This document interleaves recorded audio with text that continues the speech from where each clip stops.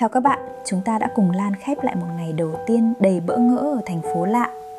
Hôm nay chúng ta sẽ cùng cô ấy khám phá một điều bất ngờ, một món quà giản dị nhưng ấm áp đã đến với cô trong những ngày đầu làm việc. Tập 2. Chiếc quạt máy cũ.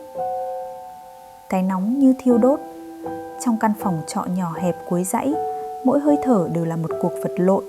Khi giấc ngủ ngon là điều xa xỉ, một chiếc quạt máy cũ kỹ bỗng trở thành món quà lớn nhất. Chiếc vali cũ kỹ đã nằm im lìm góc phòng. Áo đồng phục xanh dương ướt đẫm mồ hôi, bốc mùi bụi xưởng, được Lan vắt vội lên mắt. Sau ca làm dài đứng máy, cơ thể cô rã rời, nhưng nỗi mệt chưa là gì so với cái nóng ngột ngạt trong căn phòng trọ cuối dãy. Mái tôn nóng rát, hơi nóng bốc lên từ nền gạch hoa cũ kỹ, biến không gian chật hẹp thành lò nung di động. Không khí đặc quánh, mỗi hơi thở như bỏng rát. Lan ngồi bệt xuống nền gạch bóng loáng vì lau chùi, lưng dựa vào bức tường ố vàng. Ánh nắng chiều chói chang hắt qua khung cửa sổ nhỏ, nhìn ra con hẻm sau. Mồ hôi dịn từng giọt trên trán, thấm ướt lưng áo mỏng. Tay cô phe phẩy chiếc quạt giấy đã sờn góc mẹ gửi từ quê. Những luồng gió yếu ớt chỉ đẩy đi khối khí nóng bỏng rát quẩn quanh. Tiếng trẻ con cười giòn tan đâu đó trong xóm, âm thanh ấm áp ngày đầu tiên giờ như càng khoét sâu thêm nỗi cô đơn lạc lõng của kẻ tha hương sau những giờ dài đơn điệu trong tiếng máy ồn ào. Cô nhắm mắt, cảm giác bất lực và kiệt sức bủa vây, thở thôi cũng mệt. Cốc, cốc, cốc, tiếng gõ cửa nhẹ nhàng, dè dặt, cắt ngang sự ngột ngạt. Lan giật mình, vội đứng dậy, lấy tay áo quệt vội vệt mồ hôi trên mặt. Mở cửa là chị Hương, người phụ nữ phòng đối diện mà cô chỉ thường gật đầu chào qua loa mỗi sáng đi làm hay tối về muộn. Chị cũng mặc bộ đồ ở nhà đơn giản, tóc buộc vội, khuôn mặt hiền lành pha chút mệt mỏi sau ngày dài, hẳn cũng vừa đi làm về. Nụ cười của chị làm đôi mắt híp lại, gợi nhớ nụ cười phúc hậu của chị chủ trọ ngày đầu. Em gái, giọng chị ấm, chị thấy phòng em nóng quá, chị được xưởng tặng cái quạt mới. Cái quạt này chị dùng lâu rồi nhưng còn chạy tốt, em cầm lấy dùng tạm, đỡ nóng.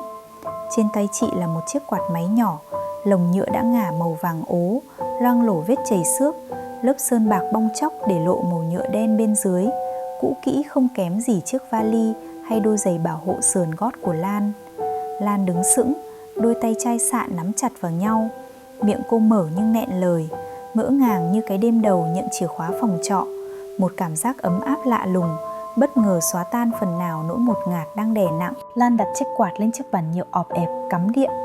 Một tiếng rú nhẹ rồi tiếng u u u đều đều vang lên. Chiếc lồng quạt rung lắc nhẹ. Một luồng gió mạnh bất ngờ phả tới, không mát lạnh, nồng nặc mùi bụi và dầu máy cũ, thứ mùi gần gũi như trong xưởng nhưng lại mang một làn hơi dịu dàng khác lạ. Nó xua tan sự tù đọng, không khí bắt đầu lưu chuyển. Những giọt mồ hôi trên trán Lan se lại. Cô ngồi thụp xuống nền gạch, hướng mặt vào luồng gió, nhắm mắt. Cái nóng vẫn còn, nhưng sự ngột ngạt đã dịu đi. Một sự nhẹ nhõm lạ kỳ lan tỏa, len lỏi vào tận sâu trong lồng ngực đang co thắt vì cô đơn và kiệt sức.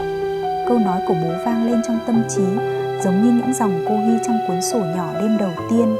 Con ạ, của cho không bằng cách cho. Giọng bố trầm ấm khiến mắt cô cay cay. Cô với lấy cuốn sổ, ghi nguệch ngoạc bằng đôi tay còn mỏi nhừ. Ngày 15, nóng như hầm lò, chị Hương cùng xưởng khu A cho quạt cũ. Gió thổi mát cả da, ấm cả lòng, nhớ mẹ. Vài hôm sau, buổi nghỉ trùng ca hiếm hoi, Lan mời chị Hương sang uống trà túi lọc, thứ duy nhất cô có để đáp lại. Hai chị em ngồi trên chiếc chiếu cũ cạnh vali, tiếng quạt kêu ù ù làm nền. Chị Hương kể về những ngày đầu lên thành phố, cũng làm công nhân, ở trong căn gác xếp nóng hơn nhiều. Cực lắm em ơi, chị nói, giọng bình thản, mắt nhìn ra khung cửa sổ nhỏ. Làm ca về, nóng không tài nào ngủ được, người như bốc hỏa. May hồi đó có bác hàng xóm trong mượn quạt, sống nơi đất khách, biết khổ của nhau nên thương nhau hơn. Lan gật đầu, thấy mình trong câu chuyện ấy. Cô kể lại điên đầu bỡ ngỡ, nỗi sợ hãi lúc đặt chân xuống bến xe lạ. Khoảng cách giữa hai căn phòng đối diện bỗng chốc thu hẹp. Chiếc quạt máy cũ vẫn quay kêu rền rĩ, lồng quạt lắc lư.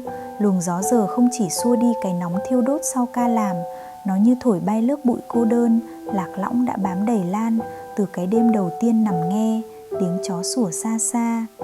Hơi ấm từ tấm lòng của người chị hàng xóm, cũng là một nữ công nhân lam lũ thấu hiểu, đã làm dịu đi cái nóng khắc nghiệt, đồng thời khơi dậy một nguồn ấm nhỏ nhoi nhưng bền bỉ trong cô. Chị Hương không còn là một cái bóng qua lại nữa, chị trở thành một điểm tựa, một âm thanh quen thuộc mỗi chiều về, như tiếng quạt giờ đã thành điệu nhạc du lòng. Cuộc sống trọ xưởng vẫn nhọc nhằn với những ca kéo dài, áp lực định mức, nhưng mỗi lần bước vào căn phòng sau một ngày mệt lử, qua cánh cửa gỗ kẽo kẹt, thấy chiếc quạt cũ vẫn lắc lư, ù ù làm việc cật lực như chính họ trong xưởng máy, lòng Lan lại dịu lại.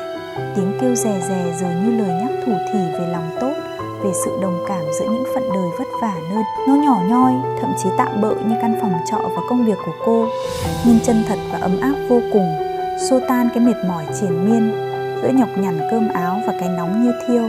Lòng tốt giản dị của người cùng cảnh ngộ chính là làn gió mát lành nhất. Nó không chỉ xua tan oi bức mà còn thổi bùng lên ngọn lửa ấm áp của tình người, nhắc ta rằng chúng ta không đơn độc trên hành trình mưu sinh nơi đất khách. Chiếc quạt cũ đã quay tròn, mang theo hơi mát và tình người, nhưng cuộc sống nơi xóm trọ vẫn tiếp diễn với những lo toan.